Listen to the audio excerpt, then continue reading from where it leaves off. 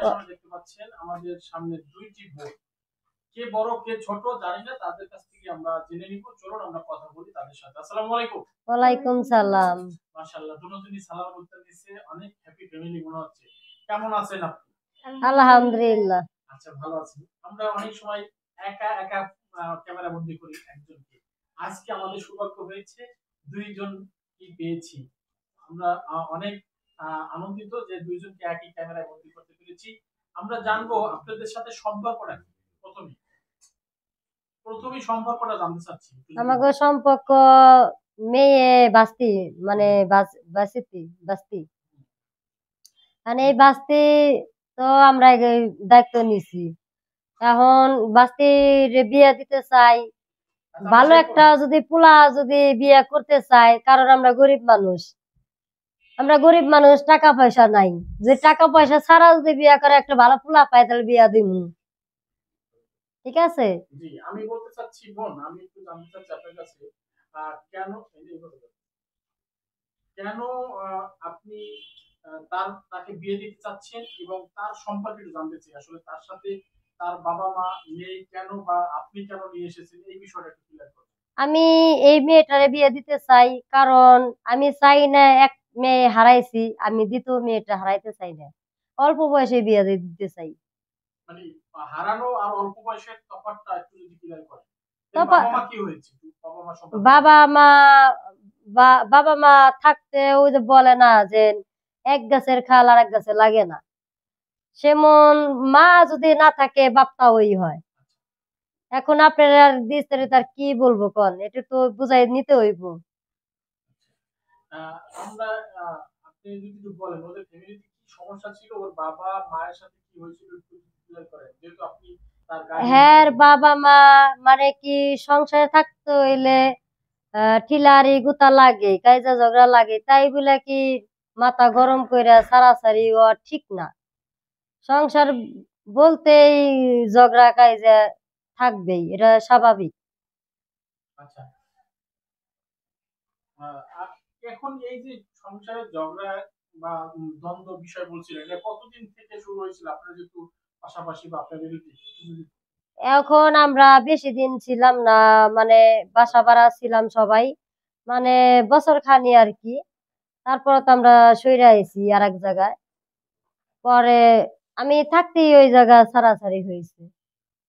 আচ্ছা, আমরা ছাড়াছাড়ি। অনেক বুঝাইছি যে তোর দুইটা মেয়ে আছে, এখন যাইস না, যা হইবার হইছে। তারপরও গেছে। এখন তারা কোথায় কে আর কিভাবে আছে, যদি ওদের মা বাবা সম্পর্কে কিছু বলেন। মা বাবা, ওর বাবা বিয়া করছে, বিয়া করে তা ওই ঘরে এক ছেলে এক মেয়ে হয়েছে। আর ওর আম্মুর বিয়ে হয়েছে, ওর আম্মুর এখনো বাচ্চা হয় নাই। ওর আম্মু বলতে কি ওর বাবা আর একটা বিয়ে করেছে? হ্যাঁ। ওদের ওদের সাথে কি ও থাকে? না, হ্যাঁ, কোনো মা বাবার কাছে থাকে না, থাকে দাদা দাদির কাছে। দাদা দাদি কি লালন পালন করতেছে কত বছর শুরু থেকে, বয়স থেকে? আহ, ও বাবা মা লালন পালন করতেছে, আমার বাবা মা নয় হলো 8-10 বছর। মানে 5-6 বছরে রেখে গেছে। হ্যাঁ। এখন ওর বয়স 15, 16 বা 17 হয়েছে। না না, অত হয় নাই, 15 বছর। মানে 13-14 হইব আর কি। 13, 14 কখনো, যাই হোক আমরা বয়সটা পরে নির্ণয় করি। তো একটু যদি জানতে চাই যে আসলে একে নিয়ে কি চিন্তা ভাবনা আপনার? এখানে চিন্তা ভাবনা, আমরা ভালো একটা পোলা পাইলে আমরা বিয়া দিয়ে দিমু। আমরা এই মেয়ে ঘরে রাখতে চাই না, কারণ আমি একটা মেয়ে হারাই না যন্ত্রণাটা আমি বুঝছি। পড়ালেখা আমি করাতে পেরেছেন? না, যদি পড়ালেখা যদি চায়, তাহলে আমার সহযোগিতা লাগবো। আমার তো এরকম হাত নাই। আচ্ছা, আমরা একটু ব্যক্তিগতভাবে আপনার ব্যক্তিগত লাইফ সম্পর্কে জানতে চাই। আপনি আসলে কি করেন বা কি নিয়ে আছেন, এই বিষয়টা জানতে চাই। আমার কি এখন বর্তমান সবাই বসটা, কারো কাম নাই। আমার স্বামী জেনে কাজ করতো, তার সাথে তার মাথা ফাটাইয়া দিছে। না, আমি আমি জানতে চাচ্ছি না, আমি বলতে চাচ্ছি যে আপনি একটু ব্যক্তিগত লাইফ, যেমন আপনি আমার শুনছিলাম হ্যাঁ। আপনি নাকি আপনার সংসার একটু সমস্যা ছিল, তাই হুম। বেঁধে আপনি দেশের বাইরে চলে হ্যাঁ হ্যাঁ গিয়েছিলেন। হ্যাঁ। কিন্তু এই বিষয়টা বলেন, কতদিন আমি আগে গেছেন, কি করেছিলেন, কিভাবে গেলেন, কিভাবে বাংলাদেশে ফিরলেন, এই বিষয়টা আমি আসলে বলেন। চলে গেছিলাম, আমার সংসারে অভাব ছিল, কাজে ঝগড়া লাগতো। আমার স্বামী মানুষের কথা শুনতো, আমি আবার কথা রাগারাগি করতাম। ওই মানুষের কথা হই না ওই মারধর করতো, ওই অনুরাগ করে আমি প্রবাসে চলে গেছি।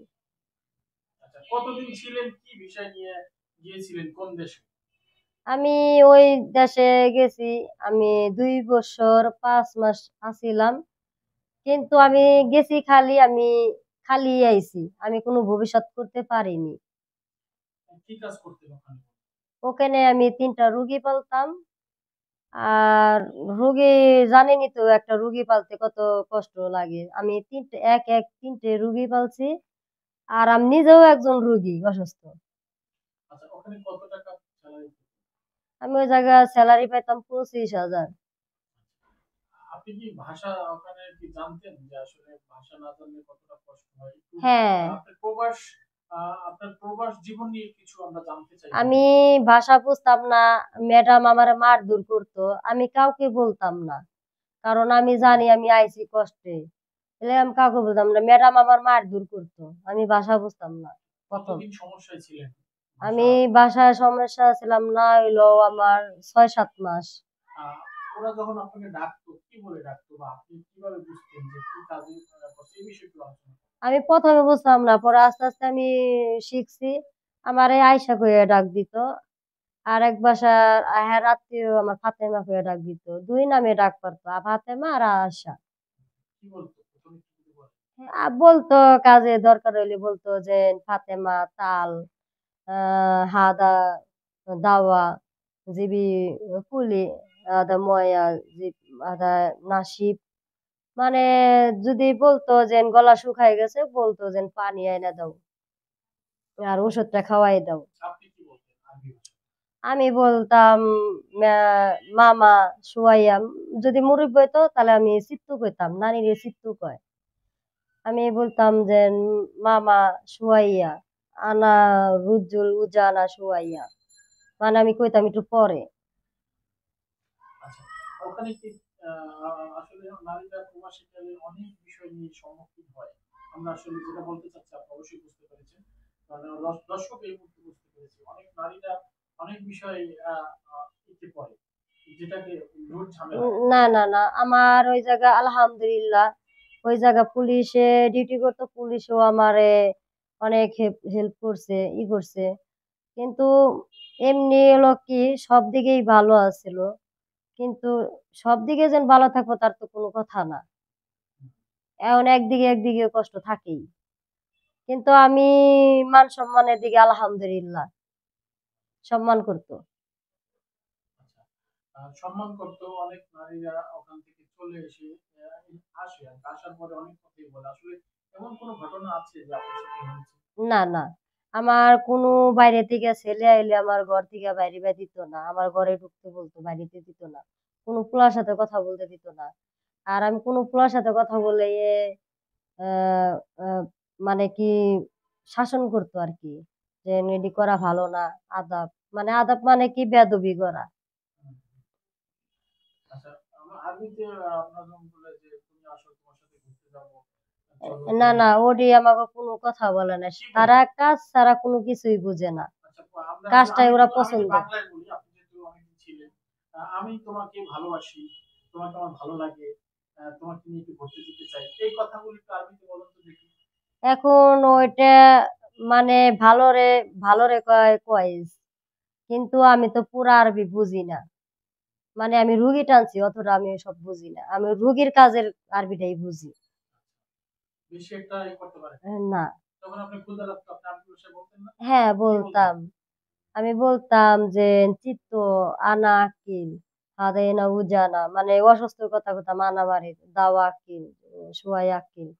মানে সুয়াই মানে কি, মানে ওরা তো কাতি রাখ, মানে বেশি খাওয়া পছন্দ করে না, সুয়াই এই কয়। দুঃখ দুঃখ। ভাই আমি এটি আরবিতে আনি, এটা বলতে পারবো না, এটা তো লাইফে বুঝেন নাই। আচ্ছা, আরবিতে বলেন, এটা কি বলেন? আর আরবিতে ওই যে আপনি বললেন ওইটাই। জি। হ্যাঁ, ওই যে যে টিকটক করে, যে প্রবাসে না এলে তো আহ সৌদি আর আনা দুক দুক, এটা তো বুঝতে পারতাম না। আমরা দুঃখ এটা দুঃখ। আরবি, এটা বাংলায় এরা অনেকেই বুঝে, কিন্তু আমি এটা আরবিতে বাংলায় আমি বলতে পারবো না।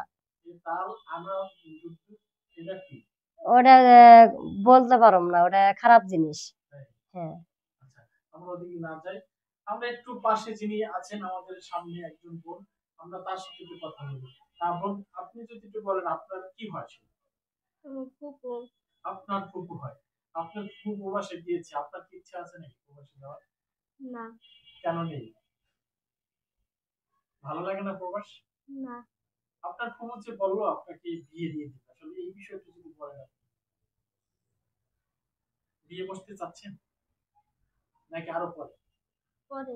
তাহলে আপনার ফুপু যে এখনই বললো যে আমার ভালো ছেলে পেলে বিয়ে দিয়ে দিবে, এই বিষয়টা যদি বলেন, আপনার কি মতামত?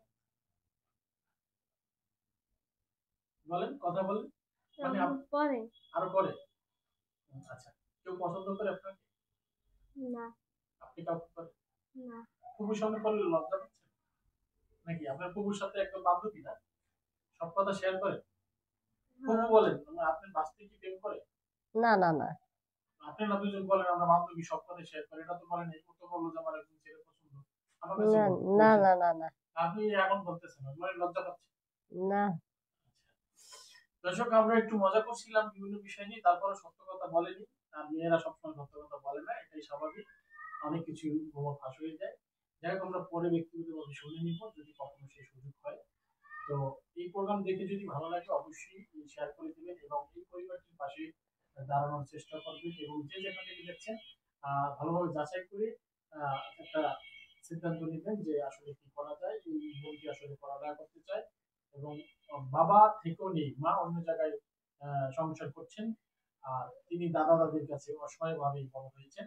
তো এই বিষয়টা আমরা আসলে জানতাম না, ঘটনা আসার পর পুরো বিস্তারিত জানলাম। তুই আপনাদের সামনে তুলে ধরেছি, ভুল ত্রুটি হলে অবশ্যই ক্ষমা দৃষ্টিতে দেখবেন।